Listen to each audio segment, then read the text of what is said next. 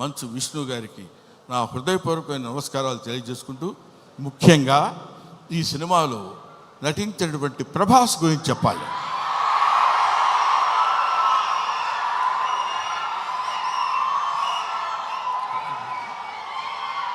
ప్రభాస్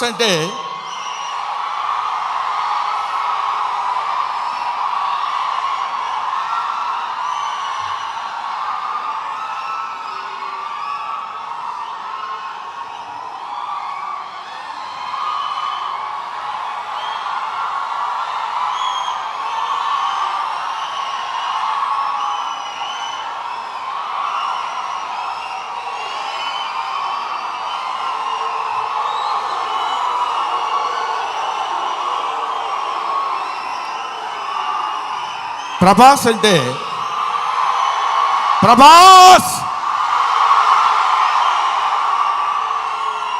అది ఇంకా ఆపండి. ప్రభాస్ గురించి చెప్పాలి. ఈ సినిమాలో ఆయన ఒక ప్రపంచం గర్వించదగినటువంటి నటుల్లో ఇప్పుడు ఒకడు ప్రభాస్. ఈ సినిమాలో ఆయన ఎందుకు అంగీకరించాడంటే, సినిమాలో ఆయన డబ్బు కోసం అంగీకరించలేదు. ఏదో ఈ సినిమాలో ఒక అద్భుతమైన క్యారెక్టర్ చేయాలని ఆయన అంగీకరించలేదు. ప్రభాస్ ఒక మానవతా విలువలు కలిగిన మనిషి, ఒక మంచి మనిషి. ఎవరైనా ఏదైనా చేయిజాప అడిగితే కాదనేటువంటి వ్యక్తి కాదు ప్రభాస్. ఎవరైనా అద్భుతమైనటువంటి స్థితిలో ఉండి ఇది నాకు కావాలి అని అడిగినప్పుడు, ముఖ్యంగా ఆ విషయంలో చెప్పాలంటే మోహన్ బాబు గారికి అత్యంత సన్నిహితుడు. మోహన్ బాబు గారు ఎలాంటి వాడంటే, ఓ చిన్న ఆల్కహాల్ లాంటి వాడు, అలవాటైతే వదిలిపెట్టలేం. అలాగే ఎంతో మోహన్ బాబు గారి మత్తులో, మోహన్ బాబు గారి ప్రేమలో మునిగి తేలినటువంటి వ్యక్తి కాబట్టి ప్రభాస్ ఈ సినిమాలో చేశాడు. అరే మోహన్ బాబు గారి ఎంట్రీ చూశారు కదా, అతను స్టీఫెన్ కూర్చున్నాడు, మ్యూజిక్ డైరెక్టర్.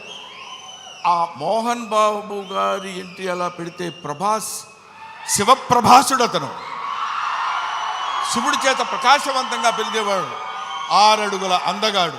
అతను విగ్గు పెట్టుకుని అలా వస్తున్నప్పుడు ఒళ్ళు గగురు పొడిచి వీర తాండవం, శైవ తాండవం చేసేటువంటి విధంగా ఆ సినిమాలో నటించాడు ప్రభాస్. నేను చూశాను.